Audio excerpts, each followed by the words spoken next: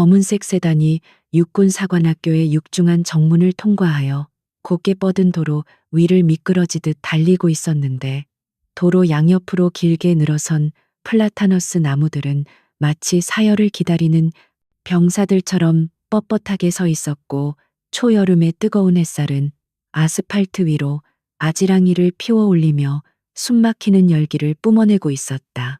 차 안의 공기는 에어컨 덕분에 서늘했지만, 뒷좌석에 앉아 창밖을 응시하는 국군 방첩사령부 소속 한수인 대령의 눈빛은 그보다 훨씬 더 차갑고 날카로웠다. 그녀는 무릎 위에 놓인 검은색 가죽 서류 가방을 가볍게 두드리며 다가올 폭풍전야의 고요함을 즐기는 듯한 표정으로 곧 마주하게 될 상황을 머릿속으로 차분히 시뮬레이션하고 있었다. 운전병이 조심스럽게 브레이크를 밟으며 본관 건물 앞에 차를 세우자 한수인은 짧은 호흡을 내뱉으며 매무새를 가다듬었고, 차문이 열리기도 전에 그녀는 이미 완벽한 군인의 자세를 갖추고 있었다. 그녀가 차에서 내리자마자 뜨거운 열기가 훅 끼쳐왔지만 그녀의 표정에는 미동조차 없었고, 잘 다려진 정복과 어깨 위에서 빛나는 대령 계급장은 그녀가 걸어온 험난한 군 생활의 역사를 대변하듯 위엄있게 빛나고 있었다. 본관 입구에는 학교장 부관으로 보이는 소령 한 명이 미리 나와 기다리고 있었는데, 그는 한수인의 서늘한 기세에 눌린 듯 잠시 멈칫하다가 황급히 다가와 거수경례를 붙이며 당황한 기색을 감추지 못했다. 부관의 안내를 받아 긴 복도를 걸어가는 동안 한수인의 군화 소리는 규칙적이고 단호하게 울려 퍼졌는데, 복도를 지나가는 생도들은 그녀를 보자마자 벽으로부터 큰 목소리로 경례, 구호를 외쳤다. 하지만 그녀의 눈에는 생도들의 눈빛 속에 담긴 묘한 긴장감과 피로감이 포착되었고, 이는 단순히 엄격한 훈련 때문이 아니라 무언가 부당한 압박에 시달리고 있는 사람들에게서 흔히 볼 수 있는 종류의 것이었다. 한수인은 겉으로는 무표정한 얼굴로 경례를 받아주었지만 그녀의 머릿속 데이터베이스에는 방금 스쳐 지나간 생도들의 표정과 복장 상태, 그리고 미세한 행동거지 하나하나가 정보로 입력되어 분석되고 있었다. 학교장실 앞에 도착하자 부관은 잠시 머뭇거리는 기색을 보이며 노크를 했고, 안에서 퉁명스럽고 걸걸한 목소리가 들어오라는 신호를 보내자 그는 조심스럽게 문을 열었다. 학교장실 내부는 밖에서 보던 것보다 훨씬 더 넓고 화려하게 꾸며져 있었는데, 바닥에는 최고급 카펫이 깔려 있었고, 벽면에는 역대 학교장들의 초상화와 각종 훈장들이 진열되어 있어 마치 작은 박물관을 연상케 했다. 방 한가운데 놓인 거대한 소파 세트와 골프채 가방, 그리고 값비싼 장식품들은 이곳이 군사교육기관의 행정실이라기보다는 어느 대기업 회장의 집무실 같은 위화감을 조성하고 있었다. 마광철 준장은 집무실의 거대한 마호가니 책상 뒤에 거만하게 앉아 방금 들어온 한수인을 마치 불청객을 대하듯 노골적인 불쾌감을 드러내며 쳐다보고 있었는데, 그의 군복 상의는 불룩하게 나온 배 때문에 단추가 금방이라도 터져나갈 듯 위태로워 보였다. 널찍한 이마에는 기름기가 번들거리고 있어 탐욕스러운 인상을 풍겼으며, 그는 손에 쥐고 있던 몽블랑 만년필을 책상 위에 신경질적으로 던지듯 내려놓으며 한수인이 경례를 하기도 전에 혀를 차는 소리를 냈다. 대한민국 최고의 엘리트 장교를 양성한다는 신성한 배움의 터전인 이곳에서 학교장이라는 직함을 가진 자가 보여주는 태도치고는 지나치게 무례하고 품격이 떨어지는 행동이었다. 한수인은 마광철의 무례한 태도에도 아랑곳하지 않고 절도 있는 동작으로 거수경례를 하며 관등 성명을 댔는데, 그녀의 목소리는 크지는 않았지만 집무실 전체를 울릴 만큼 또렷하고 힘이 있었다.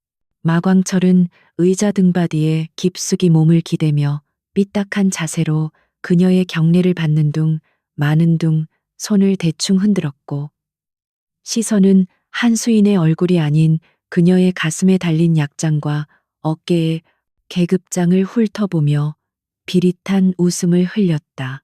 그는 마치 동물원에서 희귀한 동물을 구경하는 듯한 눈빛으로 그녀를 위아래로 훑어보며 여자가 감히 감찰 업무를 수행하기 위해 자신의 영역에 들어왔다는 사실 자체를 용납할 수 없다는 듯 콧방귀를 뀌었다.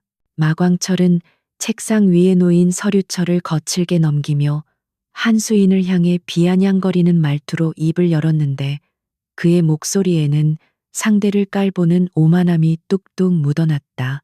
국군 방첩사령부에서 보낸다는 감찰관이 자네라니 내 귀를 의심했다는 둥. 현장 경험도 없는 여자들이 책상머리에 앉아서 서류나 뒤적거리는 게 무슨 감찰이냐는 둥. 그는 쉴 새 없이 모욕적인 언사를 쏟아냈다. 그는 자신이 이 학교의 왕이며 자신의 20년 군 생활 동안 쌓아온 업적과 인맥은 감히 일개 대령 나부랭이가 건드릴 수 있는 성역이 아니라는 것을 과시하려는 듯 목소리를 높였다. 한수인은 마광철의 도발에도 표정 하나 변하지 않고 차분하게 응대했는데 그녀는 이미 예상했던 반응이었기에 감정적으로 동요할 필요가 전혀 없었다.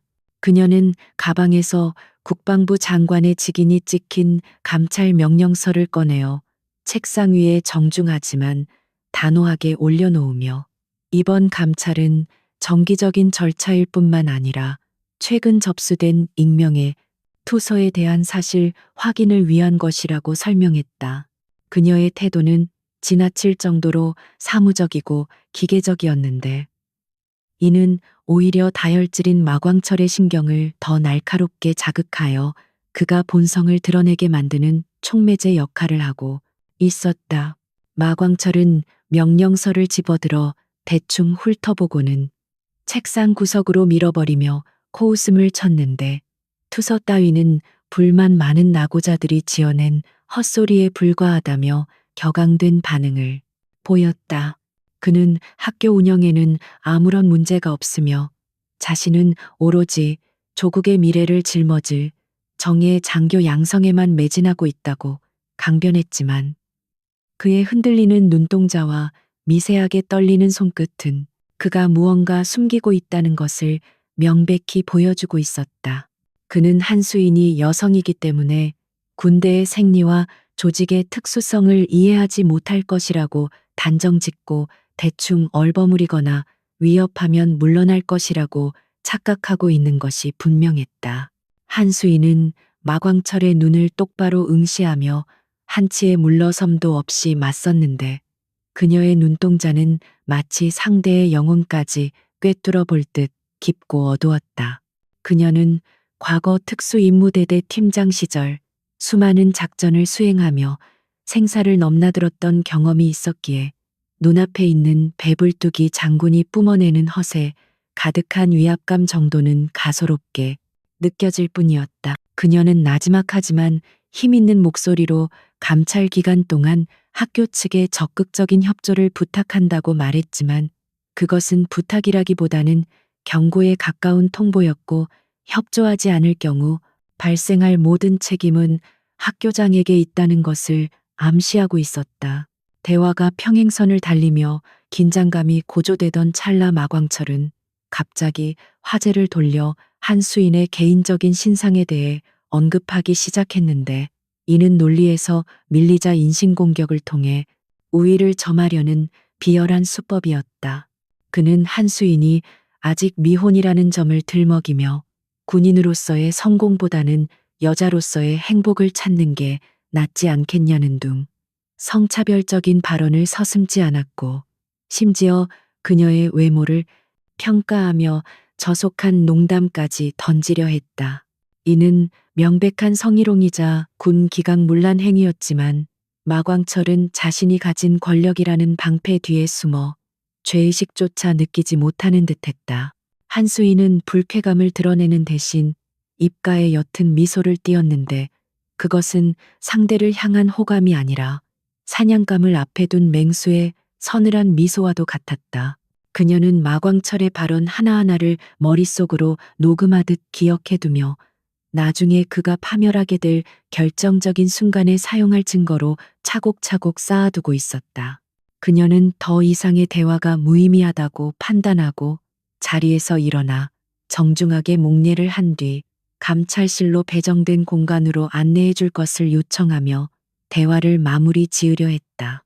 마광철은 자신의 말이 먹혀들지 않자 불그락푸르락한 얼굴로 거칠게 인터폰을 눌러 부관을 호출했는데 그의 행동에서는 분노와 조급함이 동시에 느껴졌다. 그는 부관에게 한수인을 가장 구석진 별관의 낡은 사무실로 안내하라고 지시하며 감찰단에게는 기본적인 편의만 제공하고 일거수일투족을 감시하여 보고하라고 노골적으로 명령했다. 이는 감찰 활동을 방해하겠다는 의지를 드러낸 것이나 다름없었지만 한수인은 그 지시를 듣고도 모른 척하며 묵묵히 부관을 따라 집무실을 빠져나왔다.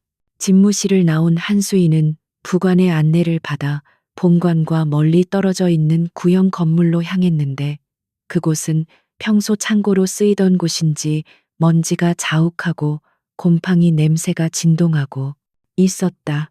부관은 연신 죄송하다는 말을 되풀이하며 난처해했지만 한수인은 오히려 사람들의 눈을 피해 조용히 움직이기에는 이런 곳이 더 적합하다고 생각하며 그를 안심시켰다.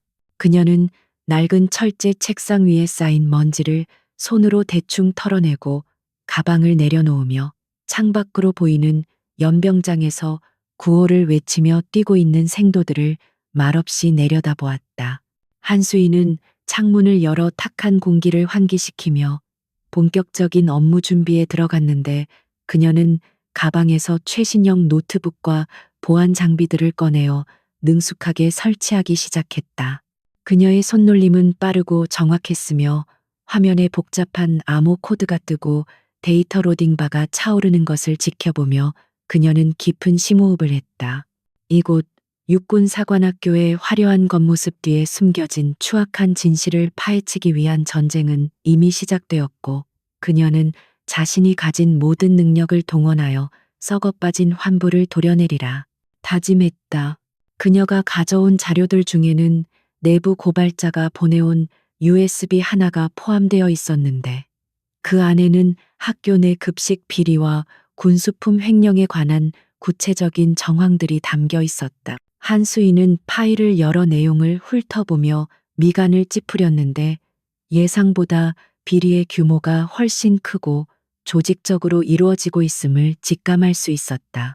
단순히 학교장 개인의 일탈이 아니라 학교 운영 시스템 전반에 걸쳐 뿌리 깊은 부패의 사슬이 얽혀 있다는 사실은 그녀의 투쟁심을 더욱 불타오르게 만들었다. 날이 어두워지자 학교 전체에 정적이 감돌기 시작했지만 한수인의 사무실 불빛만은 꺼지지 않고 있었는데 그녀는 밤을 새워서라도 놈들의 꼬리를 잡기 위한 단서를 찾아내려 하고 있었다. 그때 창밖 어둠 속에서 누군가 그녀의 사무실을 주시하고 있는 인기척이 느껴졌고 한수인은 본능적으로 고개를 돌려 창밖을 응시했다.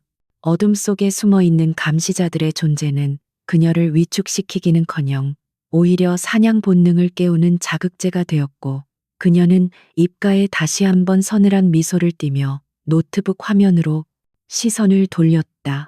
다음 날 아침 식당에서 마주칠 생도들과 교직원들의 표정 그리고 곳곳에 숨겨진 비리의 흔적들을 찾아내기 위해 한수인은 치밀한 계획을 세우기 시작했다. 마광철 준장이 자신의 권력에 취해 방심하고 있는 지금이 바로 그가 쌓아 올린 모래성을 무너뜨릴 가장 좋은 기회였기 때문이다. 그녀는 책상 위에 놓인 자신의 정모를 바라보며 군인의 명예를 더럽히는 자들에게 진정한 군인의 무게가 무엇인지를 가르쳐 주겠다고 다짐하며 밤의 정적 속으로 깊이 빠져들었다. 육군사관학교의 아침은 날카로운 기상, 나팔 소리와 함께 시작되었는데 아직 어둠이 채 가시지 않은 연병장 위로 수백 명의 생도들이 쏟아져 나와 질서 정연하게 대열을 갖추는 모습은 겉보기에는 흠잡을 데 없는 완벽한 군대의 표본처럼 보였다. 한수인은 낡은 관사의 창문을 통해 그 광경을 내려다보며 손에 들린 인스턴트 커피를 한 모금 마셨지만 입안의 감도는 쓴맛은 단순히 커피 때문만은 아니었다. 그녀의 날카로운 시선은 구령에 맞춰 발을 구르는 생도들의 절도 있는 동작 너머에 숨겨진 미세한 불협화음을 포착하고 있었고, 그것은 생기 잃은 눈동자와 기계적인 움직임에서 묻어나는 지독한 피로감이었다.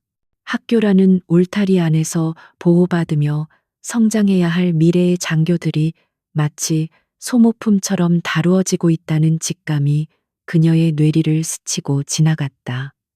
아침 점호가 끝나고 식사 시간이 되자 한수인은 생도 식당으로 발걸음을 옮겼는데 그녀의 등장에 식당 안은 순식간에 찬물을 끼얹은 듯 조용해졌고 여기저기서 호기심과 두려움이 섞인 시선들이 쏟아졌다.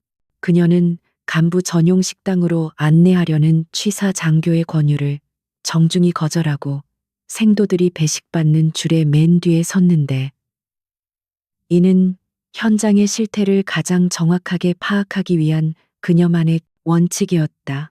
식판에 담긴 국은 맹물에 가까울 정도로 묽었고 반찬으로 나온 고기는 신선도와는 거리가 먼 검붉은 색을 띠고 있어 한창 훈련으로 에너지를 쏟아야 할 청년들에게 제공되는 식단이라고는 믿기 힘들 정도로 부실했다. 한수인은 식판을 들고 빈자리에 앉아 음식의 맛과 상태를 꼼꼼하게 점검하기 시작했는데, 국에서는 멸치 비린내가 심하게 났고 밥알은 찰기 없이 푸석거려 입안에서 따로 놀았다. 그녀는 주머니에서 소형 카메라를 꺼내 식판의 상태를 다양한 각도에서 촬영한 뒤 수첩의 날짜와 시간 그리고 메뉴의 구체적인 상태를 기록하며 미간을 찌푸렸다. 국방부에서 책정된 생도 1인당 급식 예산을 감안했을 때 도저히 나올 수 없는 수준의 저질 식단이었기에 누군가 중간에서 식자재 납품 단가를 조작하거나 예산을 빼돌리고 있다는 합리적인 의심을 지울 수 없었다. 식사를 마치고 나오자마자 기다렸다는 듯이 마광철 학교장의 신복인 김소령이 나타나 그녀의 앞을 가로막았는데, 그는 짐짓 친절한 미소를 지으며 불편한 점은 없는지 물었지만 눈빛에는 경계심이 가득했다. 김소령은 학교장의 특별 지시라며 한수인을 학교 역사관이나 홍보관 같은 보여주기식 장소로 안내하려 했지만 한수인은 그의 의도를 간파하고 정중하지만 단호하게 거절 의사를 밝혔다. 그녀는 오늘 일정은 급양관리대장과 군수지원 관련 서류를 검토하는 것이라고 통보하며 김소령의 얼굴에서 당혹감이 스쳐 지나가는 것을 놓치지 않고 포착했다. 군수지원과 사무실에 도착한 한수인은 지난 3년치의 식자재 납품 계약서와 지출 결의서를 요구했는데, 담당관들은 서로의 눈치를 살피며 서류를 찾는 척 시간을 끌거나 일부 자료가 전산 오류로 유실되었다는 핑계를 대기 시작했다. 이는 전형적인 증거인멸 또는 은폐 시도였기에 한수인은 목소리를 높이는 대신 차가운 침묵으로 그들을 압박했고, 결국 그들은 마지못해 먼지 쌓인 서류 박스 몇 개를 그녀의 책상 위에 가져다 놓았다. 한수인은 장갑을 끼고 서류를 하나씩 넘기며 납품업체들의 이름과 거래 내역을 엑셀 파일로 정리하기 시작했는데, 특정 업체 몇 곳이 반복적으로 수의 계약을 맺고 있다는 사실을 발견했다. 대성유통이라는 이름의 업체는 학교 측에 육류와 채소를 독점적으로 공급하고 있었는데, 서류상에 기재된 주소를 검색해보니 도심의 유령 사무실이나 다름없는 낡은 상가 건물로 나왔다. 또한 납품 단가는 시중 가격보다 터무니없이 높게 책정되어 있었음에도 불구하고 검술안에는 항상 최상급이라는 도장이 찍혀 있어 조직적인 유착 관계가 있음을 암시하고 있었다.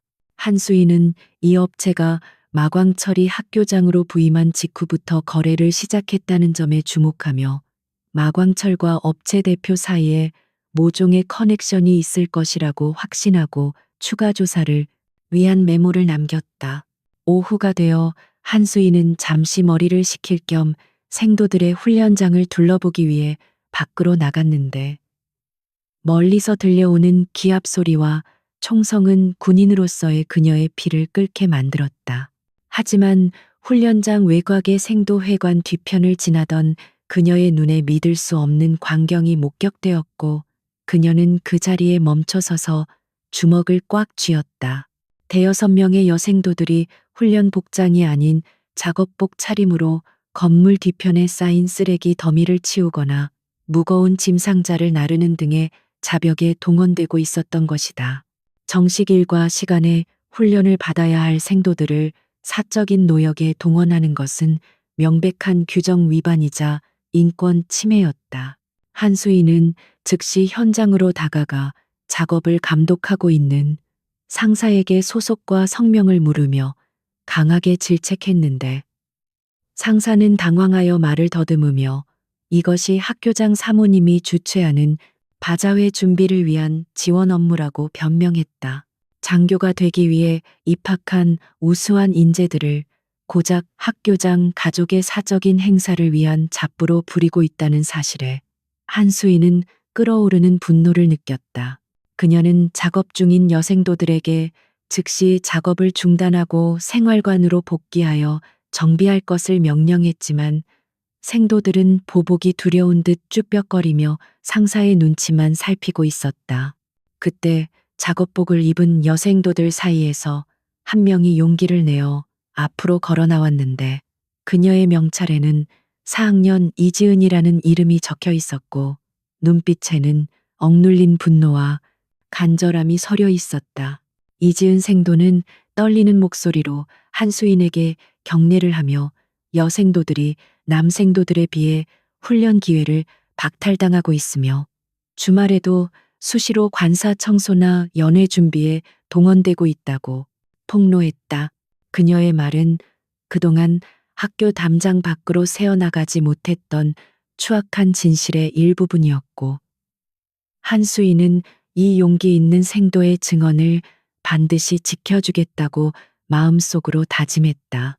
한수인은 이지은 생도를 비롯한 여생도들을 돌려보낸 뒤 현장에 있던 감독관에게 이번 일에 대한 경위서를 작성하여 내일 아침까지 감찰실로 제출할 것을 명령했다.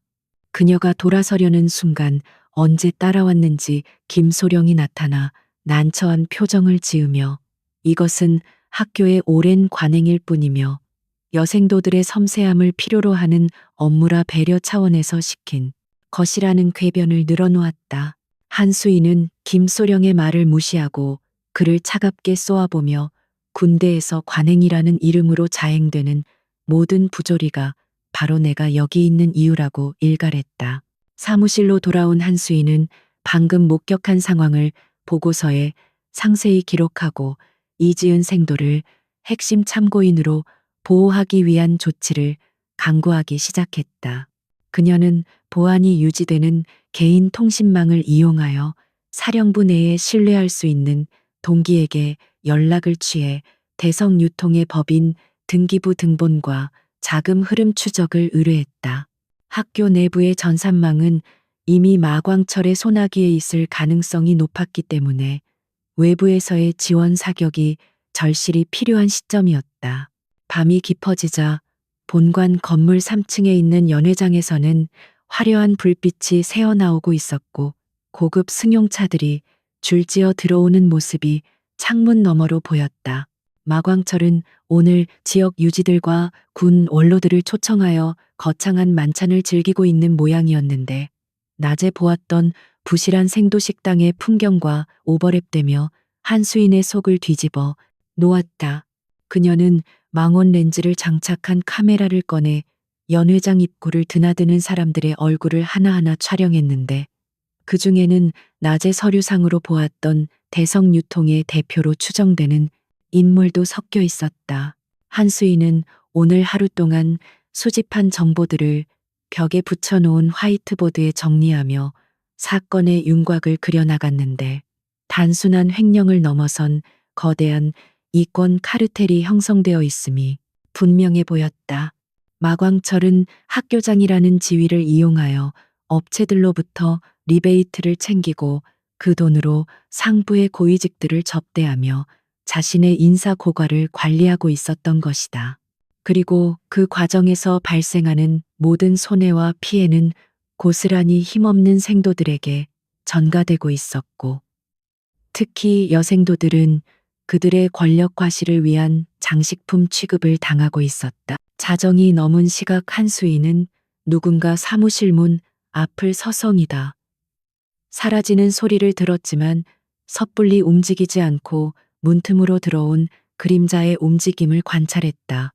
잠시 후 문 밑으로 흰 봉투 하나가 쑥 밀려 들어왔고 발소리는 황급히 멀어져 복도 끝으로 사라졌다. 한수인은 조심스럽게 봉투를 집어들어 내용을 확인했는데 그 안에는 이중 장부의 사본으로 보이는 몇 장의 서류와 함께 제발 우리를 도와주세요라고 적힌 쪽지가 들어 있었다. 쪽지의 필체는 삐뚤빼뚤하고 급하게 쓴 흔적이 역력했지만 그 안에 담긴 절박함은 한수인의 가슴을 묵직하게 짓눌렀다. 이것은 내부에도 아직 양심이 살아있는 조력자가 있다는 증거였으며 마광철의 철옹성 같은 왕국에도 균열이 생기기 시작했다는 신호였다. 한수인은 장부의 내용을 훑어보며 입가에 희미한 미소를 띄었는데 이것이야말로 마광철의 목을 조일 수 있는 결정적인 스모킹건이 될 수 있는 자료였다. 하지만 동시에 그녀는 자신이 건드린 벌집에서 쏟아져 나올 말벌들의 공격을 대비해야 한다는 사실 또한 잘 알고 있었다. 마광철과 그의 추종자들은 자신들의 치부가 드러나는 것을 막기 위해 수단과 방법을 가리지 않을 것이며 어쩌면 물리적인 위협을 가해올지도 모를 일이었다. 한수인은 호신용 삼단봉을 손에 쥐어보며 근육의 긴장을 풀었고 다가올 거친 싸움을 위해 잠시라도 눈을 붙여두기로 했다. 그녀는 불을 끄고 소파에 몸을 기대며 눈을 감았지만 머릿속은 내일 진행할 신문 계획과 증거 확보 전략으로 쉴 새 없이 돌아가고 있었다.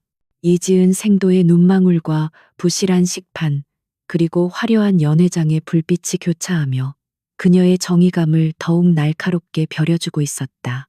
내일은 마광철의 심장을 겨누기 위한 칼날을 더욱 깊숙이 들이미는 날이 될 것이며 한수인은 결코 물러서지 않을 준비가 되어 있었다. 어둠 속에서 빛나는 그녀의 눈빛은 먹잇감을 노리는 맹수에 그것처럼 형형하게 빛나고 있었고 창밖에서는 밤새도록 굵은 빗줄기가 쏟아지기 시작했다. 비는 학교의 더러운 먼지들을 씻어내리려는 듯 거세게 몰아쳤고 한수인은 빗소리를 자장가 삼아 짧지만 깊은 잠속으로 빠져들었다. 내일 아침 폭풍우가 지나간 뒤 드러날 진실을 마주하기 위해 그녀는 지금 에너지를 비축하고 있는 중이었다. 비갠 오후의 육군 사관학교 교정은 겉보기에는 평화롭고 목가적인 풍경을 자아내고 있었지만 한수인 대령의 집무실 안에는 팽팽한 긴장감이 감돌고 있었다. 어젯밤 문 밑으로 들어온 이중 장부를 정밀 분석하던 그녀는 책상 위에 전화벨이 울리자 하던 일을 멈추고 수화기를 들었는데 수화기 너머로 들려오는 마광철 학교장의 목소리는 지나칠 정도로 정중하면서도 어딘가 모르게 가시가 돋친 듯한 뉘앙스를 풍기고 있었다. 그는 잠시 차나 한잔하자는 명목으로 한수인을 호출했지만 그것은 단순한 티타임 초대가 아니라 자신의 구역에서 누가 주도권을 쥐고 있는지 확인시키려는 권력자의 소환, 명령이나 다름없었다. 한수인은 중요 서류들을 금고에 넣고 잠근 뒤 거울을 보며 복장을 단정히 하고 마음의 준비를 단단히 했다. 다시 찾은 학교장실의 분위기는 첫날과는 사뭇 달랐는데 마광철은 집무실 한가운데에 골프 퍼팅 연습기를 설치해 놓고 한수인이 들어와도 본척만 척하며 공을 치는 데에만 열중하고 있었다. 딱 하는 경쾌한 소리와 함께 공이 홀컵으로 빨려 들어가는 것을 지켜본 후에야 그는 천천히 허리를 펴며 한수인을 돌아보았고 그 거만한 태도는 상대를 심리적으로 위축시키려는 고도의 계산된 행동이었다. 그는 소파에 비스듬히 걸터 앉아 한수인에게 자리를 권하지도 않은 채 턱짓으로 맞은편 의자를 가리켰는데 이는 동등한 장교로서의 예우가 아니라 아랫사람을 부리는 하대하는 태도가 분명했다. 마광철은 비서가 가져온 최고급 보이차를 찻잔에 따르며 입을 열었는데 그의 첫마디는 감찰 업무에 대한 노고치아가 아니라 한수인의 향후 진로에 대한 주제넘는 조언이었다. 그는 군대라는 조직이 단순히 규정대로만 돌아가는 것이 아니라며 융통성이라는 미덕을 발휘할 줄 아는 사람만이 별을 달 수 있는 자격이 있다고 은근히 압박을 가해왔다. 그는 이번 감찰을 적당한 선에서 마무리해 준다면 자신이 국방부 인사 라인에 한수인을 적극 추천해 줄 용의가 있다는 듯한 달콤한 제안을 넌지시 던졌는데 그것은 명백한 회유이자 거래의 시도였다. 한수인은 찻잔에는 손도 대지 않은 채 꼿꼿한 자세를 유지하며 마광철의 제안을 단칼에 거절했는데 그녀의 목소리에는 한치의 망설임이나 동요도 느껴지지 않았다. 그녀는 감찰관의 임무는 타협이나 거래의 대상이 될 수 없으며 오로지 사실에 입각하여 잘잘못을 가리는 것만이 군의 기강을 바로 세우는 길이라고 원론적인 입장을 고수했다. 그녀의 단호한 태도에 마광철의 얼굴에서 여유로운 미소가 사라지고 험악한 기운이 감돌기 시작했는데 그는 자신이 내민 손을 감히 거절당했다는 사실에 자존심이 상한 듯 찻잔을 거칠게 내려놓았다. 분위기가 험악해지자 마광철은 본색을 드러내며 노골적인 인신공격을 퍼붓기 시작했는데 그는 한수인이 여성이기 때문에 군의 특수성과 남성 중심의 조직 문화를 이해하지 못한다고 비난했다. 그는 전쟁터에서의 전우에는 규정 따위로 설명될 수 없는 끈끈한 것이라며 책상 물림이나 하는 여자들이 감히 야전 지휘관들의 고충을 알겠느냐고 목소리를 높였다. 그는 과거 한수인이 작전 중에 부하를 잃었던 사건까지 들먹이며 그것이 여자의 리더십 부재에서 온 필연적인 결과라는 식으로 매도하여 그녀의 가장 아픈 상처를 후벼 팠다. 한수인의 눈동자가 순간적으로 흔들렸지만 그녀는 무릎 위에 놓인 주먹을 꽉 쥐며 끓어오르는 분노를 억누르고 냉정을 되찾으려 노력했다. 마광철의 말은 비열하고 저급했지만 그 도발에 넘어가 감정적으로 대응하는 순간 그가 쳐놓은 함정에 빠지게 된다는 것을 그녀는 너무나 잘 알고 있었기 때문이었다. 그녀는 깊은 심호흡을 한 번 내쉰 뒤 차가운 눈빛으로 마광철을 응시하며 진정한 지휘관의 무게는 성별이 아니라 책임감과 도덕성에서 나오는 것이라고 나지막이 반박했다. 그녀의 말은 마광철의 궤변을 정면으로 반박하는 것이었지만 그는 들을 가치도 없다는 듯 콧방귀를 뀌며 손사래를 쳤다. 마광철은 자리에서 일어나 창가로 걸어가며 한수인에게 최후통첩을 날렸는데 그는 이번 경고를 무시하고 계속해서 학교를 들쑤시고 다닌다면 그 대가가 무엇인지 뼈저리게 느끼게 해주겠다고 협박했다. 그는 자신의 인맥이 청와대와 국회까지 닿아 있다며 한수인 하나쯤 매장시키는 것은 일도 아니라고 으름장을 놓았다. 한수인은 더 이상 대화가 통하지 않는 상대임을 확인하고 자리에서 일어나 경례를 한 뒤 뒤도 돌아보지 않고 집무실을 빠져나왔는데 등 뒤에서 들려오는 마광철의 비릿한 웃음소리가 그녀의 신경을 날카롭게 긁어댔다. 복도를 걸어 나오며 한수인은 마광철이 결코 만만한 상대가 아님을 다시 한번 실감했지만 오히려 그의 그런 태도가 그녀의 승부욕을 자극하고 있었다. 그녀는 화장실로 들어가 세면대물을 틀어놓고 흐르는 물소리에 섞어 비밀 전화를 걸었는데 수신자는 어제 식당 뒤편에서 만났던 이지은 생도였다. 그녀는 도청의 위험이 없는 안전한 장소에서 만나자는 짧은 메시지를 남기고 전화를 끊었으며 거울 속에 비친 자신의 얼굴을 보며 다시 한번 마음을 다잡았다. 지금부터는 공식적인 감찰이 아니라 그림자 속에서 벌어지는 진짜 전쟁이 시작될 것이었다. 약속 장소인 구 도서관 지하 서고는 습하고 어두웠지만 사람들의 눈을 피하기에는 최적의 장소였는데 한수인은 손전등 불빛을 낮게 비추며 약속된 장소로 조심스럽게 이동했다. 서가들 사이 깊숙한 곳에서 누군가의 인기척이 느껴졌고 한수인이 다가가자 사복 차림의 이지은 생도가 불안한 표정으로 서 있는 모습이 보였다. 그녀는 한수인을 보자마자 안도감과 두려움이 뒤섞인 표정으로 울먹였는데 한수인은 다가가 그녀의 어깨를 감싸주며 부드러운 목소리로 안심시켰다. 지금 이 순간만큼은 냉철한 감찰관이 아니라 상처받은 후배를 위로하는 선배의 모습이었다. 이지은 생도는 떨리는 목소리로 그동안 학교 안에서 겪었던 충격적인 일들을 털어놓기 시작했는데 그녀의 입에서 나온 진실은 한수인이 예상했던 것보다 훨씬 더 추악하고 끔찍했다. 마광철과 학교 간부들은 여생도들을 정기적으로 외부 행사에 동원하여 술시중을 들게 했으며 거부할 경우 성적 조작이나 징계를 빌미로 협박을 일삼았다는 것이었다. 심지어 일부 고위 장교들은 면담을 핑계로 여생도들을 관사로 불러내어 성추행을 시도하기도 했다는 증언에 한수인은 치가 떨리는 분노를 느꼈다. 한수인은 이지은 생도의 증언을 소형 녹음기에 빠짐없이 기록하며 구체적인 날짜와 장소 그리고 가해자의 인적 사항을 꼼꼼하게 체크했다. 이지은 생도는 말하는 도중에도 몇 번이나 공포에 질려 말을 잇지 못했지만 한수인의 격려에 힘입어 끝까지 진실을 밝혀냈다.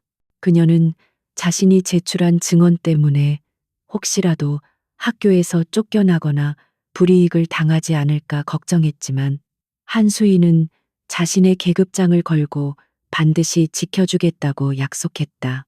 이것은 단순한 위로가 아니라 군인의 명예를 건 맹세였다.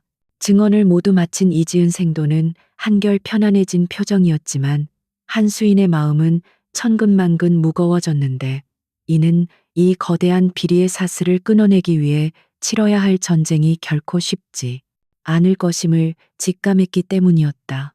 한수인은 이지은 생도에게 당분간 평소와 다름없이 행동하고 절대 튀는 행동을 하지 말라고 당부한 뒤 뒷문을 통해 그녀를 먼저 내보냈다.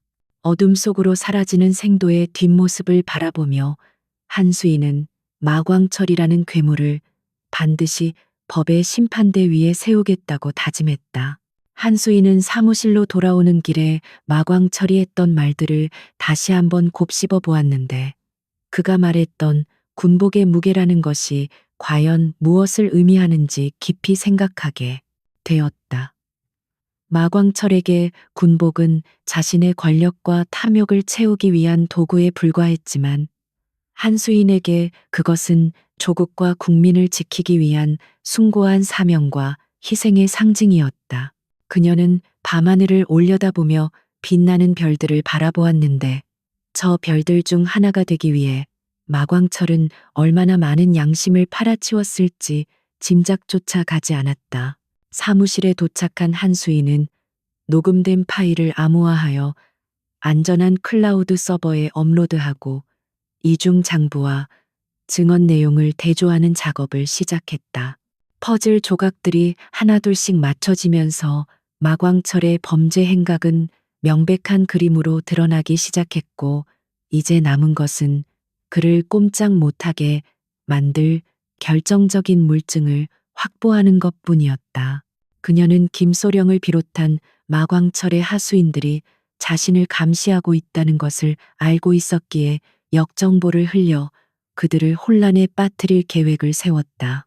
한수인은 일부러 책상 위에 중요하지 않은 서류들을 어지럽게 널어놓고 쓰레기통에는 찢어진 메모지 조각들을 버려두어 감시자들이 그것을 뒤지게 만들 함정을 팠다.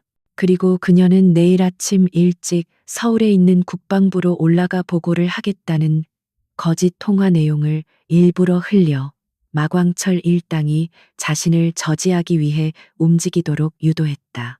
적을 밖으로 끌어내어 허점을 노리는 것은 특수부대 시절 그녀가 가장 즐겨 쓰던 전술 중 하나였다.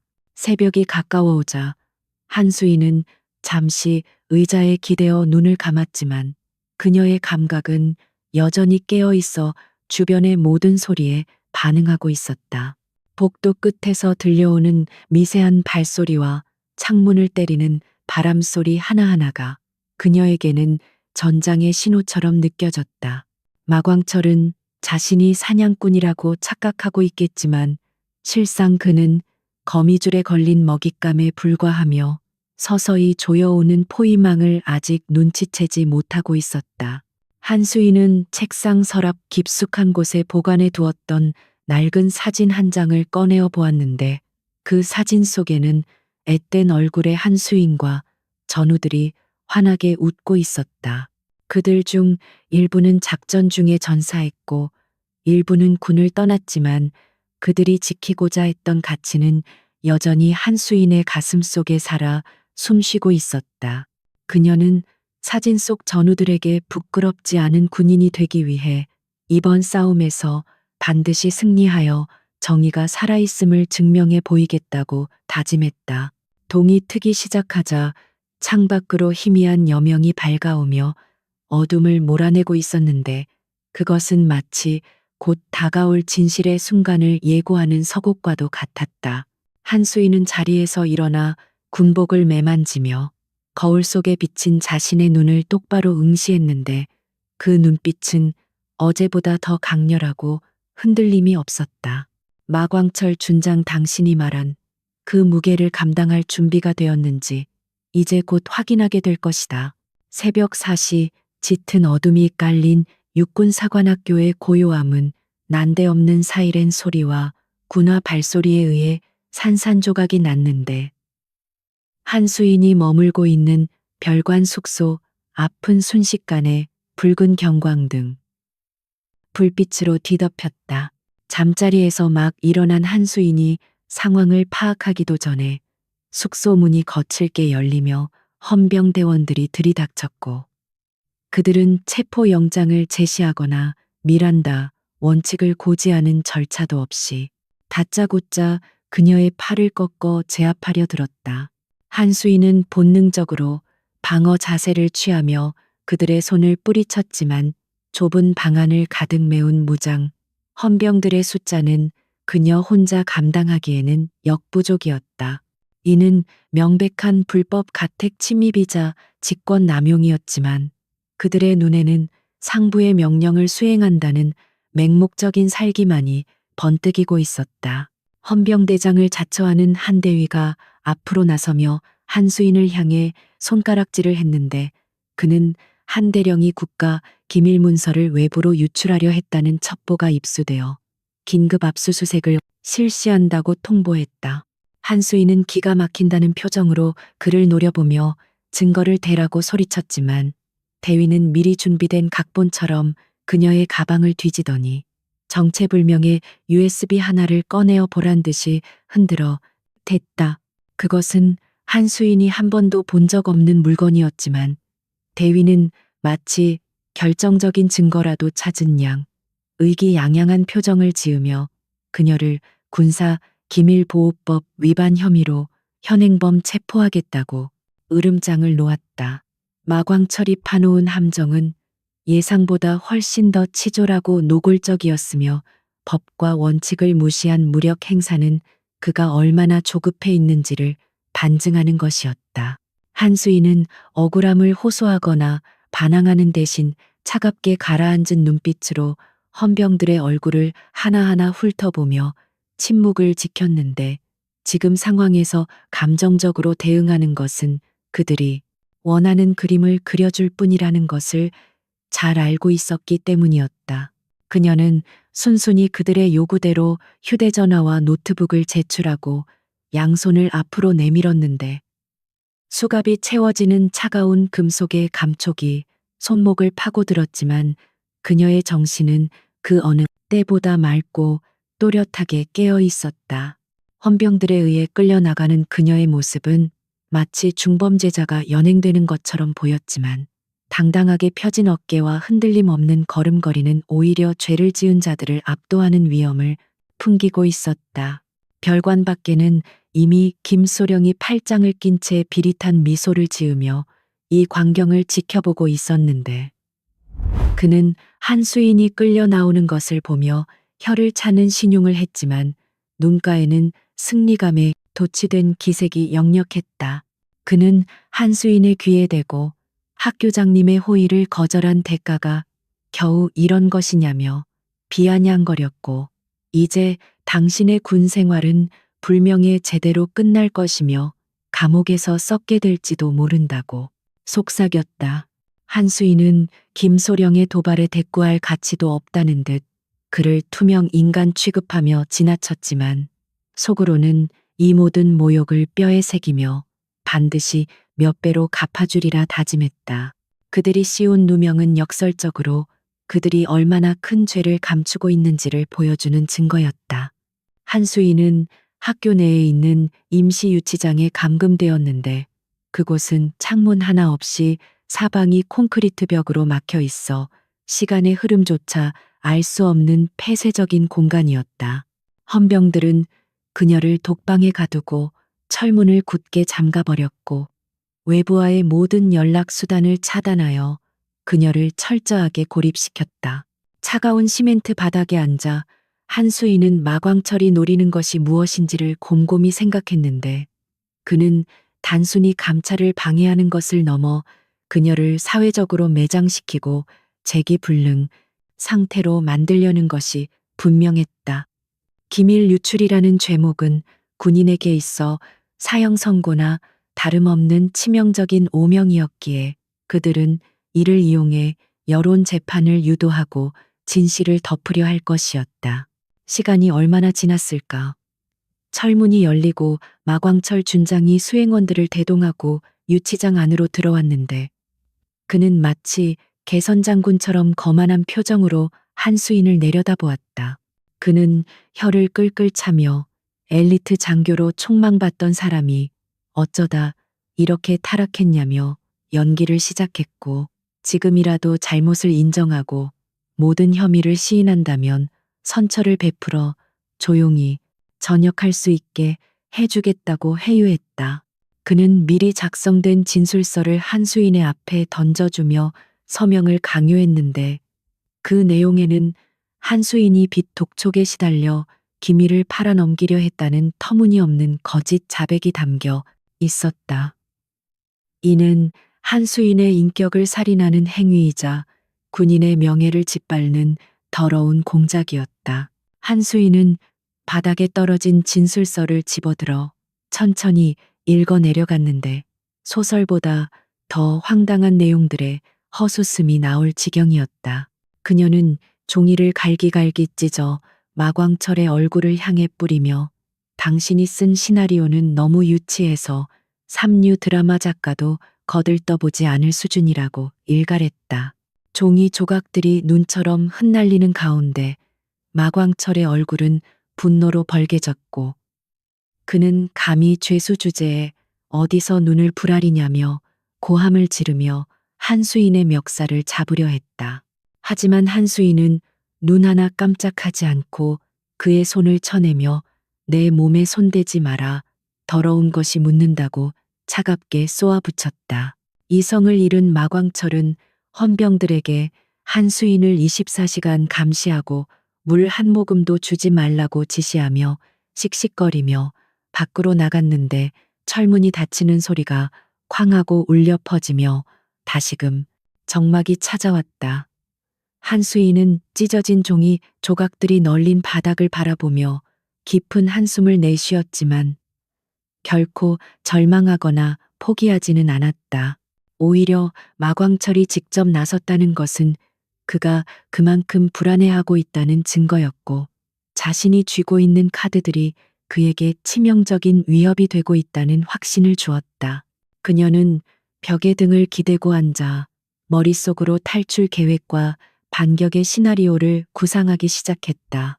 사실 한수인은 체포되기 직전 헌병들이 들이닥칠 것을 예상하고 미리 준비해둔 플랜 B를 가동했었다.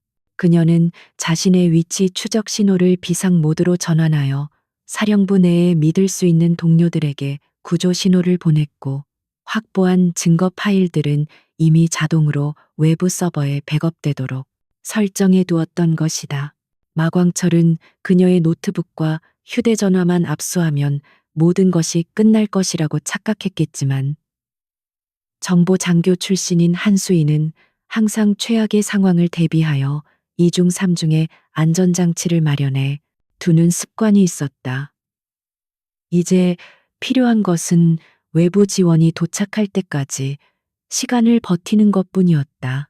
고립된 유치장 안에서 한수인은 시간을 견디기 위해 명상을 하며 정신력을 가다듬었는데, 과거 혹독했던 특수부대 훈련 시절 겪었던 고통에 비하면 지금의 시련은 아무것도 아니었다.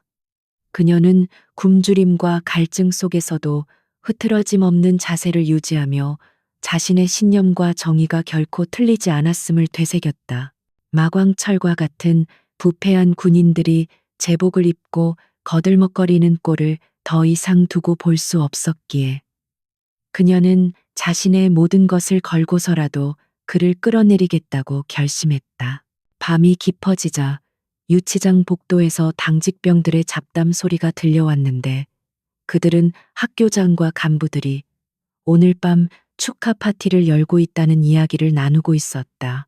한수인을 처리했다는 안도감에 취해 샴페인을 터뜨리고 있을 그들의 모습을 상상하니 역겨움이 밀려왔지만, 방심은 곧 패배로 이어지는 지름길임을 그들은 모르고 있었다.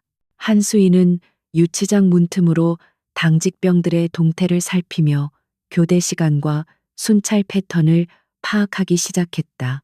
만약 외부 지원이 늦어질 경우 스스로의 힘으로 이곳을 빠져나가야 할 수도 있었기 때문이었다. 그때 유치장 환기구 쪽에서 미세한 기계음이 들려오기 시작했는데, 한수인은 본능적으로 그것이 단순한 환풍기 소리가 아님을 알아차렸다.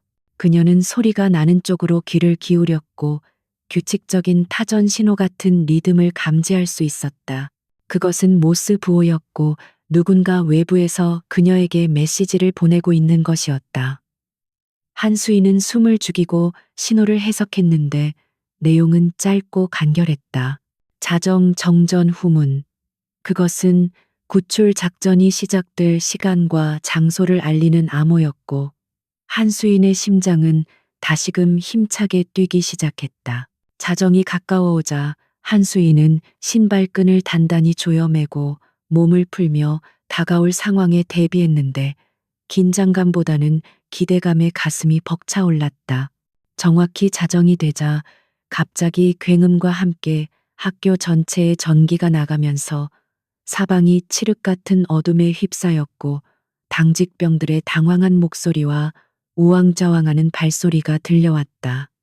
이것은 단순한 정전이 아니라 누군가 의도적으로 변전실을 타격한 것이 분명했고, 그 틈을 타 한수인은 핀 하나를 이용해 수갑을 푸는 묘기를 선보였다. 오랜 세월 갈고 닦은 생존 기술이 빛을 발하는 순간이었다. 어둠 속에서 유치장 철문의 잠금 장치가 찰칵하고 풀리는 소리가 들렸는데, 문을 연 사람은 놀랍게도 낮에 만났던 김소령의 부관이었다. 그는 평소 마광철의 폭언과 비리의 회의감을 느끼고 있었던 숨은 조력자였던 것이다. 그는 한수인에게 조용히 손짓하며 비상 탈출구 쪽으로 안내했고, 한수인은 그를 따라 신속하게 유치장을 빠져나왔다. 복도는 비상등의 붉은 불빛만이 희미하게 비추고 있었고 그들은 헌병들의 눈을 피해 그림자처럼 움직였다.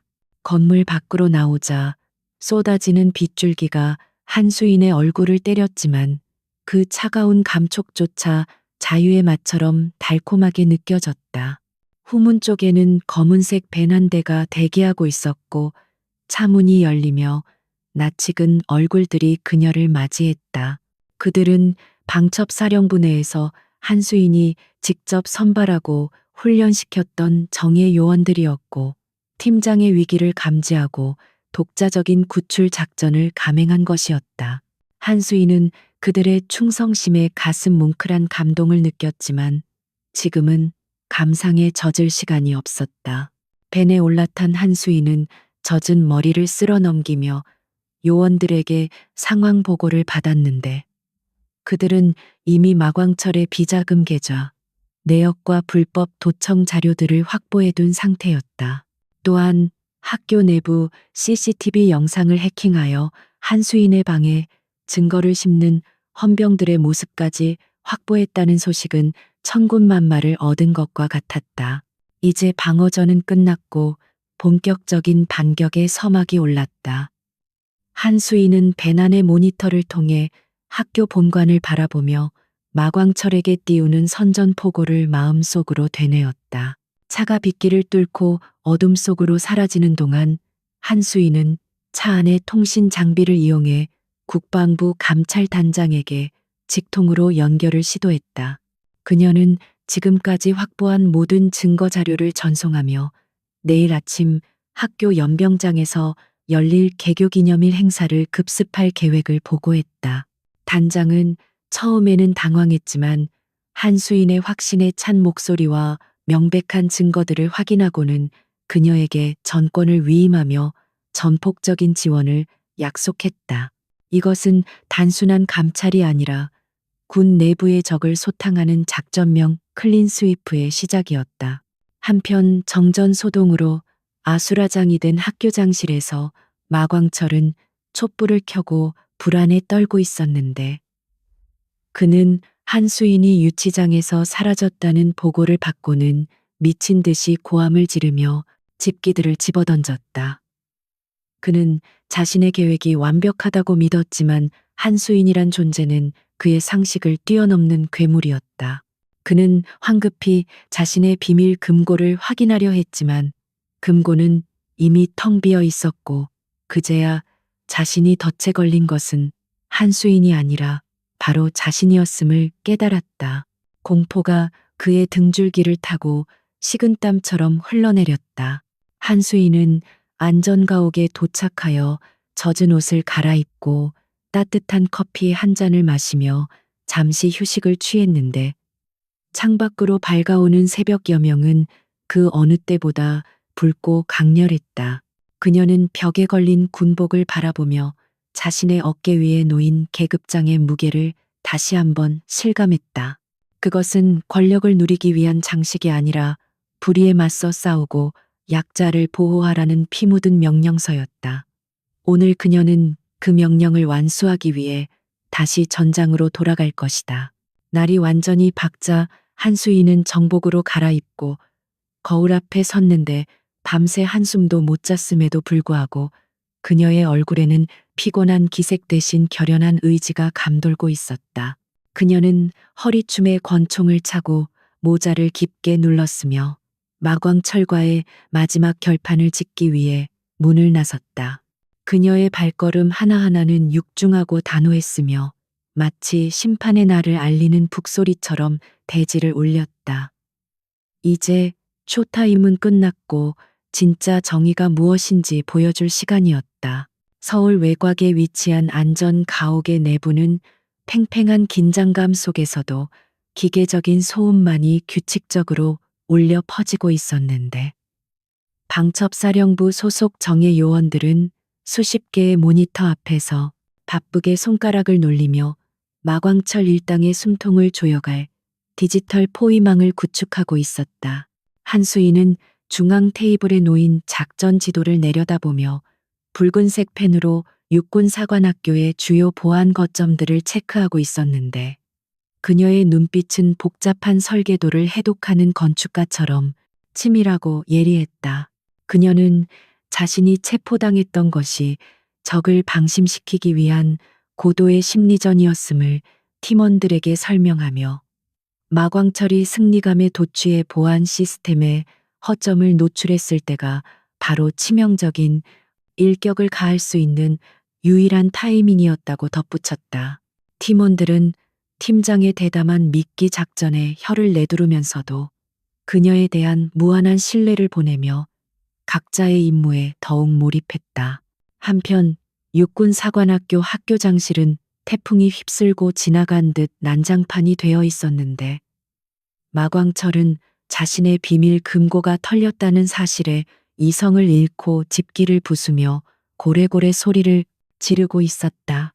그는 바닥에 흩어진 서류 뭉치들을 발로 걷어차며 부관들을 향해 당장 한수인을 잡아오라고 명령했지만 이미 그녀는 유령처럼 사라진 뒤였고 학교 내의 모든 CCTV는 먹통이 되어 그들의 동선을 전혀 파악할 수 없는 상태였다.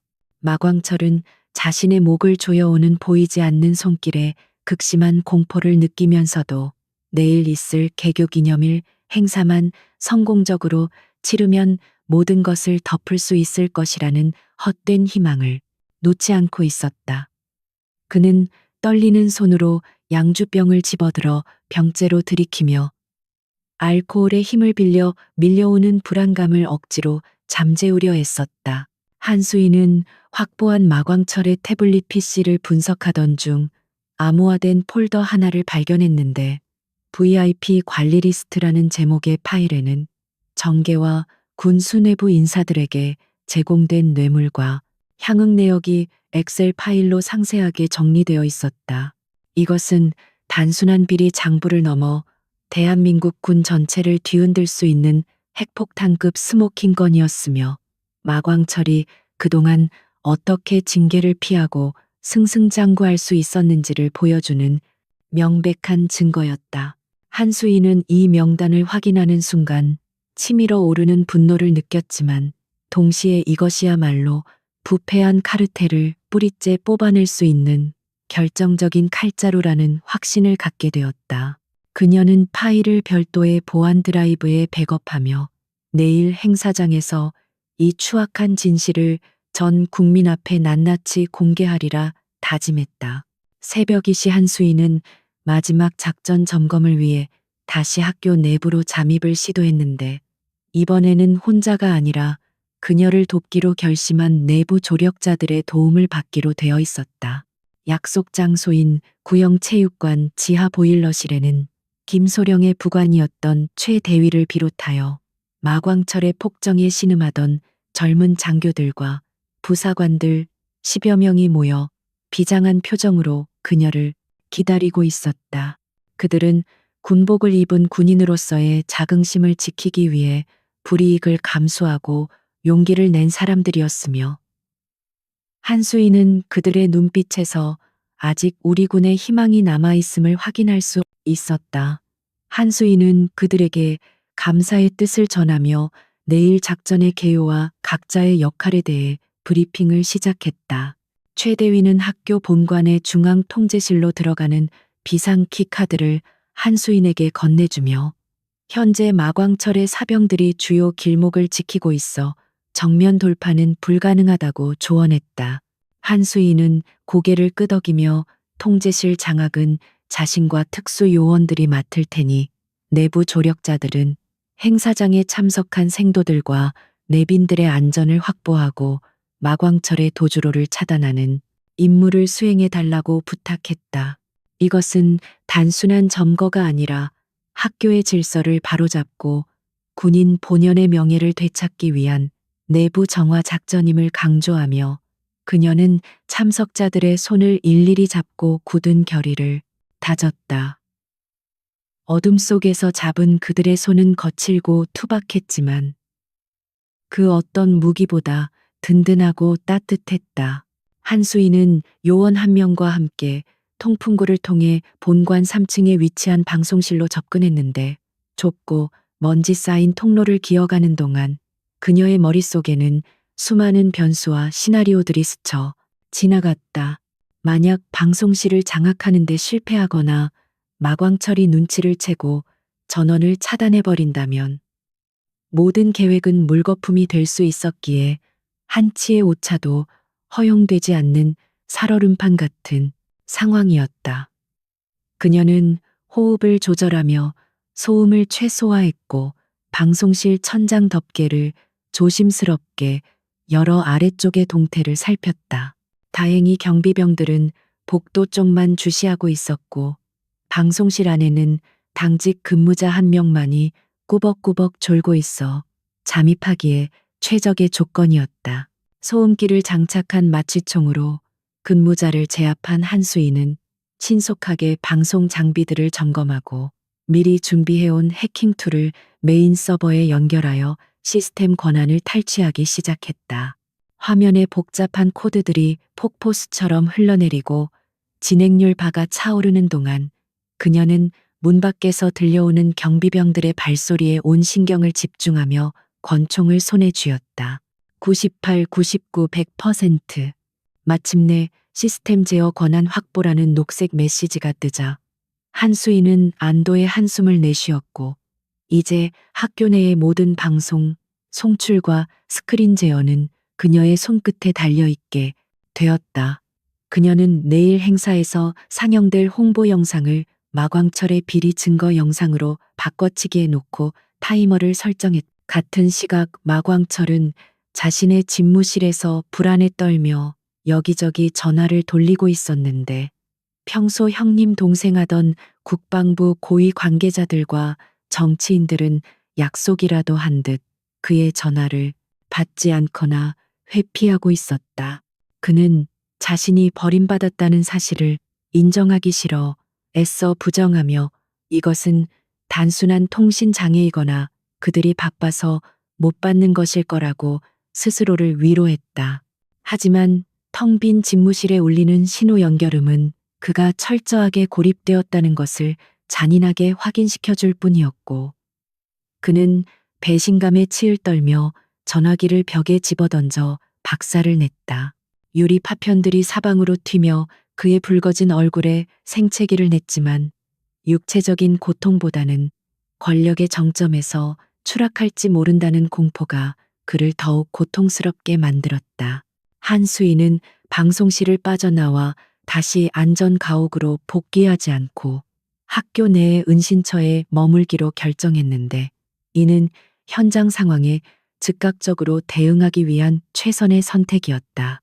그녀는 최대위가 마련해준 체육관 창고 한 구석에 자리를 잡고 내일 입을 정복을 꺼내어 정성스럽게 다림질을 시작했다. 구겨진 제복을 펴고 훈장을 반짝이게 닦는 행위는 단순히 복장을 갖추는 것을 넘어 내일 있을 거사 주시를 앞두고 마음가짐을 정갈하게 하는 일종의 의식과도 같았다.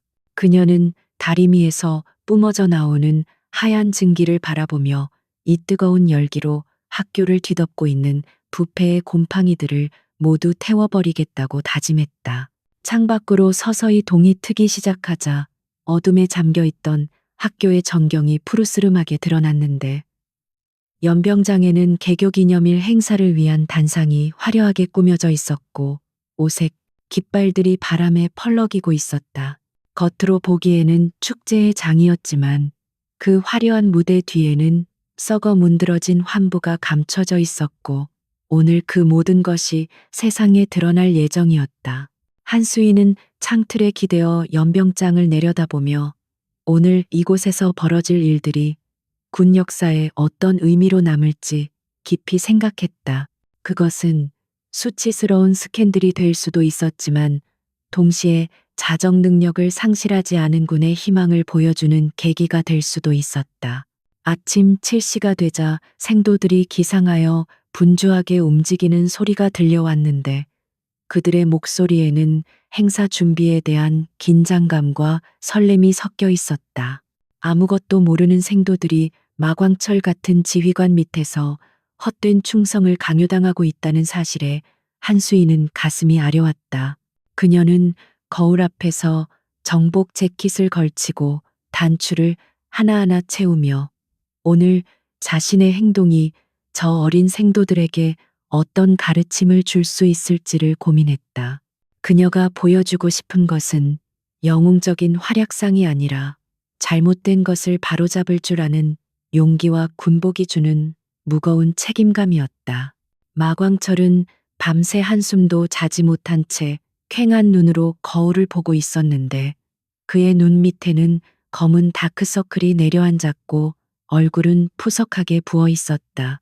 그는 찬물로 세수를 하며 정신을 차리려 애썼고 화려한 훈장이 주렁주렁 달린 예복을 입으며 억지스러운 위엄을 갖추려 노력했다.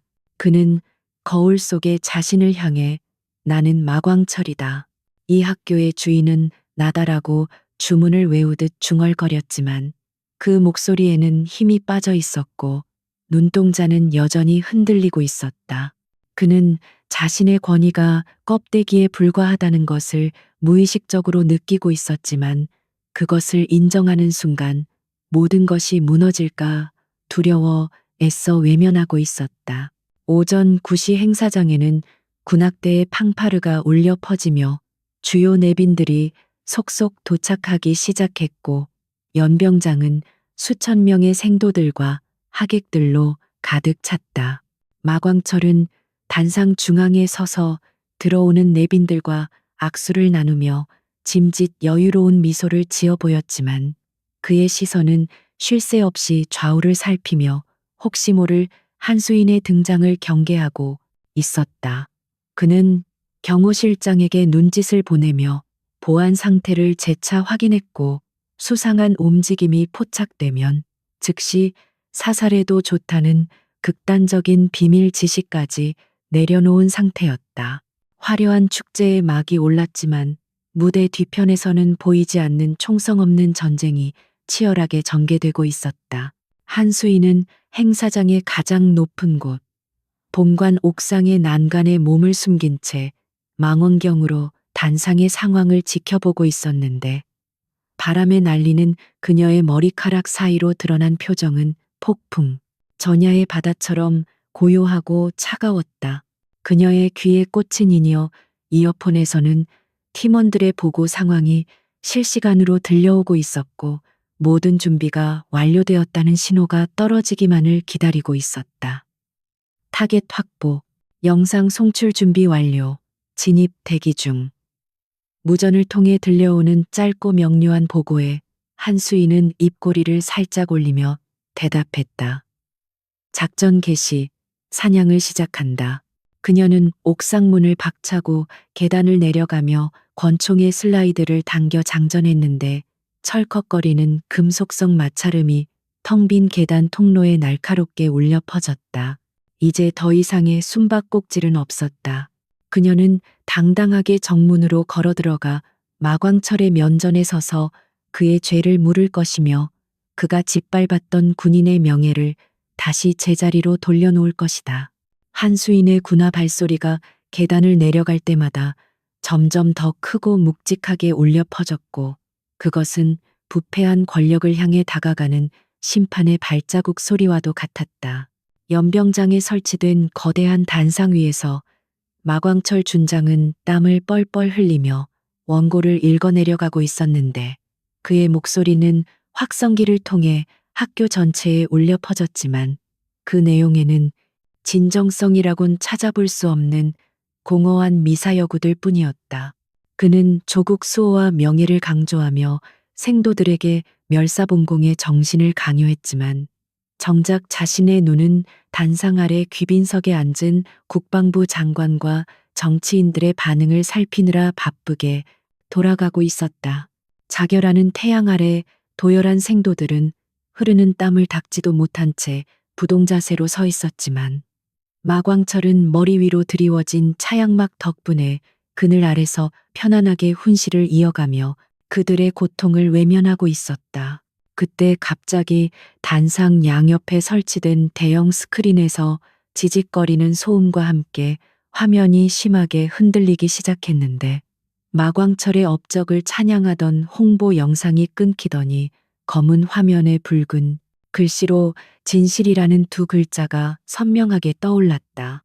장내에는 순식간에 웅성거리는 소리가 파도처럼 번져나갔고 당황한 방송실 담당자들이 급하게 조작판을 두드렸지만 미리 심어둔 해킹 프로그램에 의해 시스템은 통제 불능 상태가 되어 있었다. 곧이어 화면에는 마광철이 납품업체 사장과 유흥업소에서 술판을 벌이며 돈뭉치를 주고받는 적나라한 영상이 재생되었고 그의 걸걸한 목소리가 고스란히 스피커를 타고 흘러나와 행사장을 충격의 도가니로 몰아넣었다.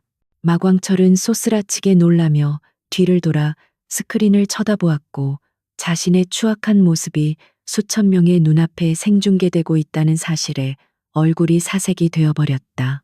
그는 마이크를 잡고 이게 무슨 짓이냐며 고래고래 소리를 지르고 방송실 전원을 끄라고 명령했지만 이미 통제실을 장악한 한수인의 팀원들에 의해 영상은 멈추지 않고 계속해서 흘러나왔다. 귀빈석에 앉아있던 장관과 장성들은 굳은 표정으로 자리에서 일어났고 생도들은 믿을 수 없다는 표정으로 스크린과 학교장을 번갈아 쳐다보며 동요하기 시작했다. 완벽하리라 믿었던 그의 제국이 무너져 내리는 소리가 들리는 듯했다. 혼란이 극에 달했을 때 연병장 뒤편에서부터 뚜벅뚜벅 걸어오는 군화 발소리가 스피커 잡음을 뚫고 선명하게 들려왔는데 그 소리의 주인공은 바로 정복을 말끔하게 차려입은 한수인 대령이었다. 그녀는 마치 모세가 바다를 가르듯 도열한 생도들 사이를 가로질러 단상을 향해 걸어왔고 그녀의 당당한 기세에 압도된 생도들은 저절로 길을 터주며 그녀에게 경에 섞인 시선을 보냈다. 한수인의 표정은 차갑도록 침착했으며 손에는 마광철의 비리가 담긴 두꺼운 서류철이 들려 있어 그녀가 지금 심판관 자격으로 이곳에 왔음을 명확히 보여주고 있었다. 단상 위에 도착한 한수인은 마광철을 정면으로 응시하며 멈춰 섰는데 그녀의 눈빛은 마광철을 꿰뚫어 버릴 듯 날카로웠고 그 서늘한 기운에 마광철은 저도 모르게 뒷걸음질 쳤다. 마광철은 떨리는 손으로 한수인을 가리키며 헌병들에게 저 미친 여자를 당장 끌어내리라고 악을 썼지만 이미 사태를 파악한 헌병들은 움직이지 않고 국방부 장관의 눈치만 살피고 있었다. 한수인은 마광철의 발악을 비웃기라도 하듯 천천히 마이크 앞으로 다가가 전 생도와 내빈들이 듣는 앞에서 마광철의 혐의를 하나하나 열거하기 시작했다. 횡령 뇌물수수 직권 남용 그리고 성폭력 방조까지 그녀의 입에서 나오는 죄목들은 군인으로서 절대로 저질러서는 안 될 파렴치한 범죄들이었다. 궁지에 몰린 마광철은 이성을 잃고 한수인에게 달려들며 그녀의 멱살을 잡으려 했는데 그는 자신이 별을 단 장군이라는 사실을 내세워 계급으로 그녀를 찍어 누르려 했다. 그는 내가 이 학교를 위해 얼마나 헌신했는데 감히 대령 나부랭이가 나를 모함하느냐며 거품을 물었고 자신의 20년 군 생활을 부정당하는 것에 대해 참을 수 없는 분노를 표출했다. 하지만 한수인은 가볍게 그의 손을 쳐내고 팔을 꺾어 제압해버렸는데 특수부대 출신인 그녀에게 술과 기름진 음식으로 배만 나온 마광철은 상대가 되지 않았다. 바닥에 나뒹군 마광철은 꼴사나운 비명을 지르며 씩씩거렸지만 이미 승패는 결정난 상태였다. 한수인은 쓰러진 마광철을 내려다보며 천천히 입을 열었는데 그녀의 목소리는 확성기를 통해 행사장의 모든 사람들의 가슴에 비수처럼 꽂혔다. 당신은 그 어깨에 달린 별이 권력을 상징한다고 착각하고 있겠지만 그것은 당신이 짊어져야 할 책임의 무게였다. 그녀는 마광철의 어깨에 달린 계급장을 뜯어내듯 손가락으로 가리키며 당신 같은 자가 입고 있기에는 그 군복이 너무나 아깝다고 일갈했다. 장내에는 숨소리조차 들리지 않을 만큼 무거운 정적이 감돌았고 오직 바람에 펄럭이는 깃발 소리만이 한수인의 목소리를 뒷받침해주고 있었다. 마광철은 붉게 충혈된 눈으로 한수인을 노려보며 무어라 반박하려 했지만 입술만 달싹일 뿐 아무런 말도 나오지 않았다. 그때 한수인은 몸을 굽혀 마광철의 귀에 들릴 만큼 낮지만 분명한 목소리로 결정적인 한마디를 던졌다. 당신은 심지어 군복의 무게조차 모르고 있어. 그렇지 않나. 그 말은 마광철의 마지막 남은 자존심을 산산조각 내는 결정타였고 그는 마치 영혼이 빠져나간 사람처럼 멍한 표정으로 주저앉아 버렸다. 평생을 군인으로 살았다고 자부했지만 정작 군인의 본질을 망각한 채 살아온 자신의 인생이 한순간에 부정당하는 순간이었다. 상황을 지켜보던 국방부 장관이 마침내 손을 들어 헌병들에게 신호를 보내자 대기하고 있던 수사관들이 단상 위로 뛰어 올라와 마광철의 양팔을 결박했다. 조금 전까지만 해도 학교의 제왕으로 군림했던 그가 이제는 초라한 범죄자가 되어 수갑을 차는 모습은 권력의 무상함을 적나라하게 보여주는 장면이었다. 마광철은 끌려가면서도 끝까지 자신이 음모에 빠진 것이라고 소리쳤지만 그를 바라보는 생도들의 눈빛은 이미 차갑게 식어 있었고 그 어디에도 동정심은 찾아볼 수 없었다. 마광철이 끌려 내려간 단상 위에는 한수인 홀로 남겨졌는데 그녀는 흐트러진 옷매무새를 가다듬고 다시 한번 정자세로 섰다. 그녀는 마이크를 잡고 생도들을 향해 짧지만 진심 어린 사과와 격려의 말을 전했는데 부끄러운 지휘관 때문에 상처받았을 그들의 마음을 위로하고 진정한 군인의 길이 무엇인지 잊지 말아 달라고 당부했다. 그녀의 말에 생도들 사이에서는 누가 먼저랄 것도 없이 박수가 터져 나왔고 그 박수 소리는 점점 커져 함성으로 바뀌어 연병장을 가득 메웠다. 한수인은 생도들을 향해 거수경례를 올렸는데 그녀의 손끝은 눈썹 끝에 정확히 머물렀고 눈빛은 흔들림 없이 빛나고 있었다. 수천 명의 생도들이 일제히 그녀를 향해 경례로 화답하는 장관이 펼쳐졌고 그것은 계급을 떠나 진정한 존경심에서 우러나오는 경의의 표시였다.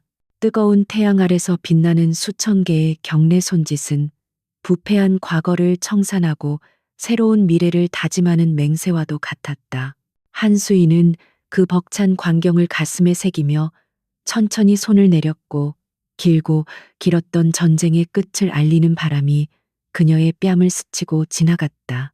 군사법원의 공기는 무겁게 내려앉아 숨소리조차 내기 힘들 만큼 엄숙했는데 피고석에 앉은 마광철은 더 이상 위세등등하던 장군의 모습이 아니었다. 계급장이 뜯겨나간 수의를 입은 그의 어깨는 처참하게 구부러져 있었고 듬성듬성해진 머리카락과 퀭한 눈동자는 그가 지난 몇 주 동안 겪었을 심리적 붕괴를 적나라하게 보여주고 있었다. 재판장은 마광철이 저지른 횡령과 직권, 남용, 그리고 성범죄 방조 혐의에 대해 하나하나 열거하며 유죄를 선고했는데 그 죄목이 나열될 때마다 방청석에서는 탄식과 분노 섞인 한숨이 터져 나왔다. 마광철은 판결문이 낭독되는 동안 고개를 들지 못하고 바들바들 떨고만 있었는데 그것은 자신의 과오에 대한 참회라기보다는 다가올 형벌에 대한 본능적인 공포였다.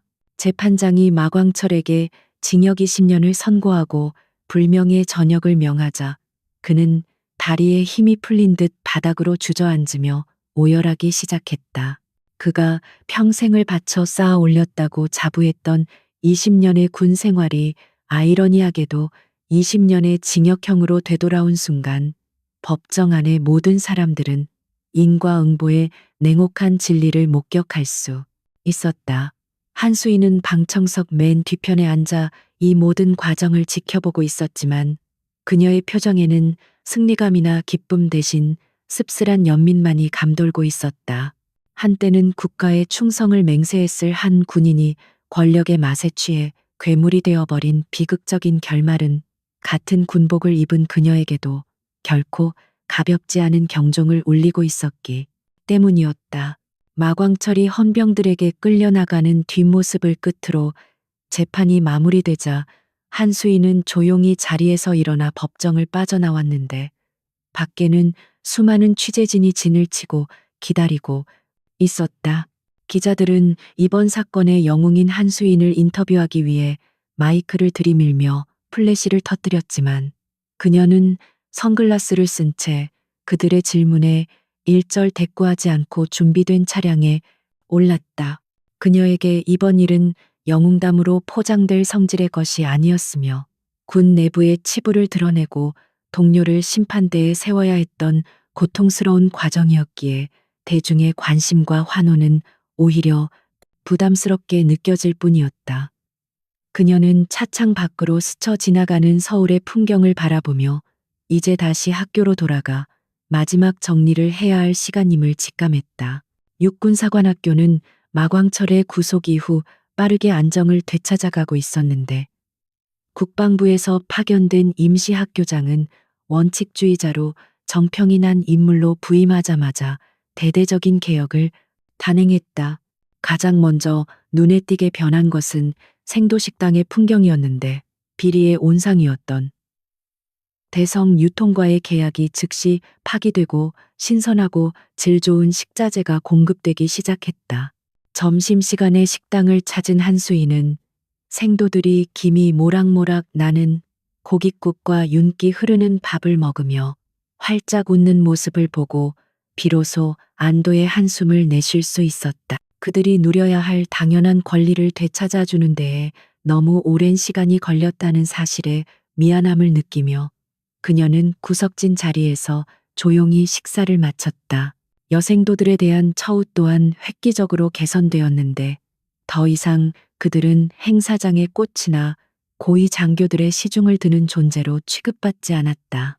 연병장에서는 남녀 구분 없이 동일한 강도의 전술 훈련이 진행되고 있었고 여생도들의 눈빛에서는 억눌려 있던 서름 대신 당당한 자신감이 뿜어져 나오고 있었다. 한수인은 훈련장을 지나며 땀에 젖은 얼굴로 총검수를 연마하고 있는 여생도들을 바라보았는데 그들의 기합 소리는 그 어떤 음악보다도 아름답게 들렸다. 그녀가 지키고 싶었던 것은 바로 저 생명력 넘치는 젊음과 그들이 꿈꾸는 공정한 군대의 미래였다. 한수인이 짐을 정리하기 위해 임시 사무실에 들렀을 때 누군가 조심스럽게 문을 두드렸는데 문을 열고 들어온 사람은 바로 이지은 생도였다. 그녀는 한수인을 보자마자 거수경례를 붙였는데 처음 만났을 때의 주눅든 모습은 온데간데 없고 늠름한 예비 장교의 모습으로 변해 있었다. 이지은 생도는 한수인에게 다가와 감사의 인사를 전하며 대령님 덕분에 군인으로서의 자부심을 다시 찾을 수 있었다고 눈시울을 붉혔다. 그녀는 한수인이 보여준 용기가 자신뿐만 아니라 학교 전체를 구했다며 훗날 자신도 대령님처럼 불의에 타협하지 않는 참된 군인이 되겠노라고 다짐했다. 한수인은 이지은 생도의 어깨를 두드리며 부드러운 미소를 지었는데 그녀는 자신을 롤모델로 삼지 말라고 조언하며 의외의 말을 건넸다. 나처럼 고독한 길을 걷지 말고 너는 동료들과 함께 어깨를 걸고 나아가는 지휘관이 되어라. 영웅이 필요한 시대는 불행한 시대이니 네가 만들 미래는 영웅이 없어도 상식이 통하는 세상이었으면 좋겠다. 그것은 앞서 험한 길을 걸어온 선배로서 후배에게 줄 수 있는 최고의 축복이자 당부였다. 이지은 생도는 한수인의 깊은 뜻을 이해한 듯 고개를 끄덕이며 그녀의 가르침을 평생 가슴에 새기겠다고 약속했다. 마지막으로 학교를 떠나기 전 한수인은 마광철이 사용했던 학교장실을 잠시 들러보았는데 호화롭던 집기들은 모두 압류되어 텅 빈 공간에는 정막만이 감돌고 있었다. 벽에 걸려있던 역대 학교장들의 초상화 중 마광철의 사진은 떼어지고 그 자리에는 하얀 벽지만이 덩그러니 남아 있었는데 권력의 무상함을 보여주는 듯해 기분이 묘했다. 한수인은 창가에 서서 연병장을 내려다보며 이곳에서 벌어졌던 치열했던 싸움들을 회상했다. 그녀는 비록 상처 입고 지쳤지만 자신이 지켜낸 가치들이 이곳에 남아 새로운 싹을 틔울 것이라는 믿음이 있었기에 발걸음은 가벼웠다. 한수인이 본관을 나서자 교정에는 노을이 붉게 물들고 있었는데 그녀는 정문을 향해 천천히 걸어가며 자신의 군복을 내려다보았다. 마광철에게 군복은 자신의 욕망을 감추는 포장지였지만 한수인에게 군복은 스스로를 태워 세상을 밝히는 촛불과도 같은 것이었다.